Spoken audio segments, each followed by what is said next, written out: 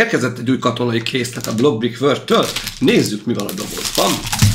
Útmutató. És néhány zacskó. Zoli vagyok, és ez itt az Összeraklak. Tartsatok velem!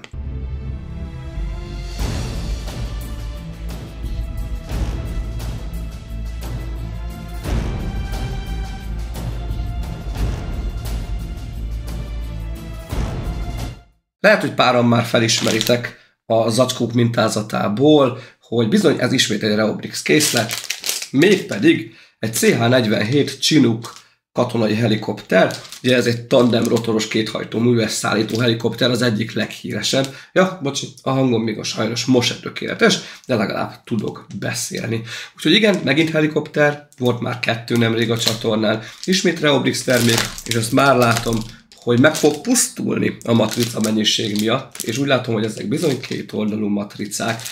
Mivel nem eredeti dobozban kaptam sajnos a Blockbrick World-től a készletet, ezért külön unboxing nem lesz. Van itt 1, 2, 3, 4 zacskó, valamint egy külön zacskóban itt vannak a rotorlapátok, úgyhogy ezt már külön nem mutatom meg. Még vetünk egy pillantást az útmutatóra, kibontom, megnézzük, hogy belül hogy épül fel, bár ezt már nagyjából megszokhattuk, és akkor utána pedig elkezdem összerakni. Nézzük is meg az útmutatót. Valószínűleg így nézhetett ki a doboz design is, ugyanis a Reobrix-es készleteknél az útmutató eleje tök ugyanúgy néz ki, mint a doboz eleje.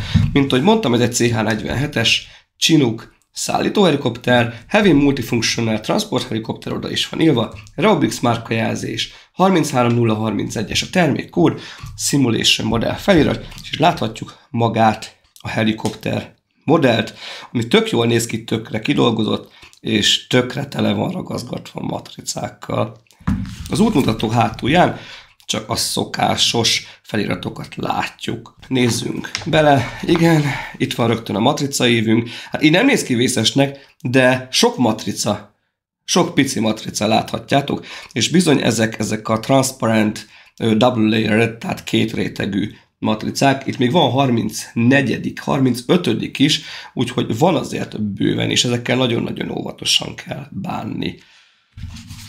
Semmi sallang, semmi bemutató a helikopterről, első oldalon el is kezdődik az összerakás, és a végén, ahogy szokott lenni, part list, matrica felragazgatásról egy kis útmutató. A Reobrix készleteknél mindig a legvégén ömleszti az emberre a matricák felragasztását, mikor már minden a helyére kerül, főleg akkor jó, ha elérhetetlen helyre kell a matricát felragasztani. Egyébként az összerakás 102. oldalon ér véget, G24-es lépéssel. Hát ez azt jelenti, hogy legalább egy 7 fázis van, hogyha jól számolok.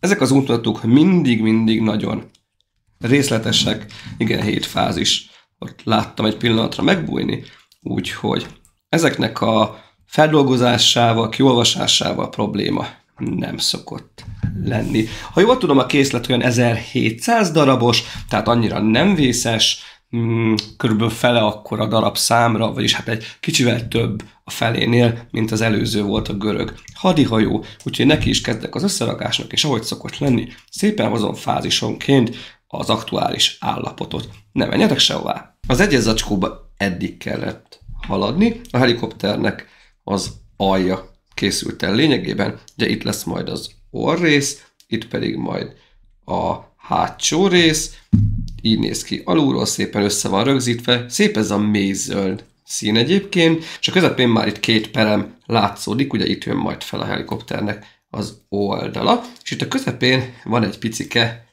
kis lenyitható rész, ezt látjátok, itt szépen fogja ez az elem, ezzel csatlakozik rá, és akkor szépen lefele ezt így ki lehet nyitni, ez egy ilyen csapóajtó szerűség, bár egy icike-picikét akad, tehát azért eléggé határozottan kell benyomni. Látjátok, ha nem nyomjátok be rendesen, akkor picit ferde is marad, azért rendesen oda kell pattintani, hogy ide passzoljon.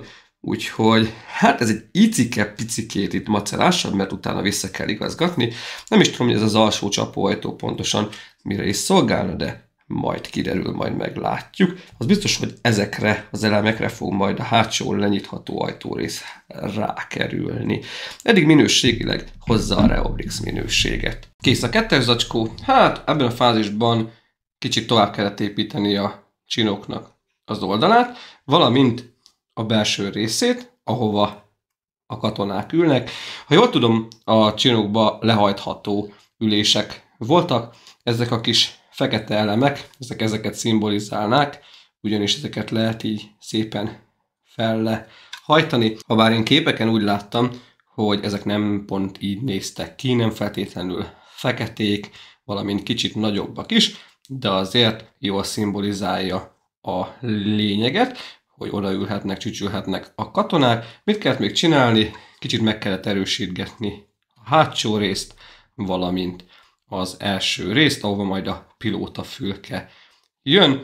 Úgyhogy a belseje az szerintem nagyjából így fog maradni. Végig le van már csempészve, fedve, még itt egy kis szervízakna szerűség is látszódik. Legalábbis űrhajóknál az így szokott kinézni, hát a csinoknál valószínűleg azért nem ezt akarja. 3. zacskó kész. Mi történt ebben a fázisban? Be kellett a törzsnek a 2 oldalát fedni. Végig érdekes mód ezen az oldalon vannak fekete elemek, valamint ide felkerült egy ablak, míg a másik oldalán ott végig ezek a mélyzöld elemek vannak, és itt nincs ablak. Ezek szerint a csinoknak csak az egyik oldalán volt itt ablak. Elkészült a pilótafülkének az eleje, valamint az oldala, oda került előre a szélvédő, ha lehet ilyet mondani. Hát a belsejében semmi extra nincs, 2 ülés, valamint egy kis botkormány, és van itt még 2 géppuskánk, vagyis hát ez valószínűleg géppuska lenne,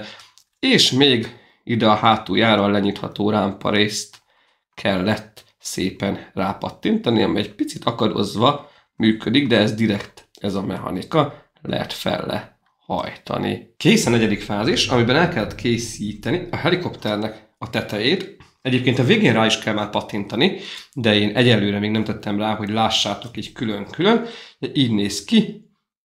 Lényegében egy tök üreges cucc, a 2 oldalán az kis üres ablakokkal, amikben nincs semmi műanyag vagy plexielem. Ez lesz a hátulja, és ez pedig az eleje, és nem olyan sok részre fog rápattani, ugyanis csak összvisz, itt vannak studok, valamint itt az elején, és ezekre fog majd rápattanni felülről, és akkor belülről ugye üreges lesz a helikopterünk, teljesen konkrétan így fog ráülni, hogyha rányomom. Azért akartam ezt most így bemutatni, mert a kész modell bemutatásakor már nem fogom ezt szétszedni, és lássátok, hogy hogyan is áll össze. Kész az 5. fázis is, és egyébként már össze is van pattintva a helikopternek az alja és a teteje, pontosabban a törzsének. Mi történt az 5. fázisban?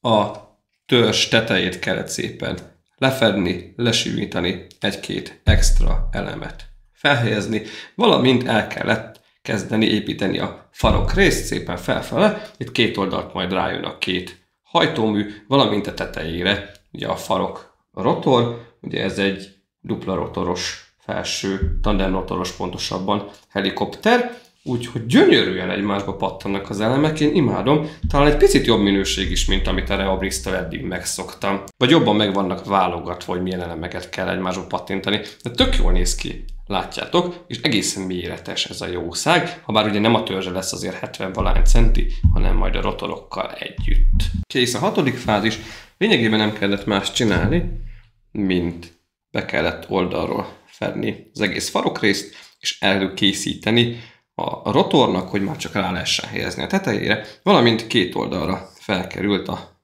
2 hajtómű, ez hátulról így néz ki, oldalról pedig így, ha jól láttam, még ez is fel lesz matricázva.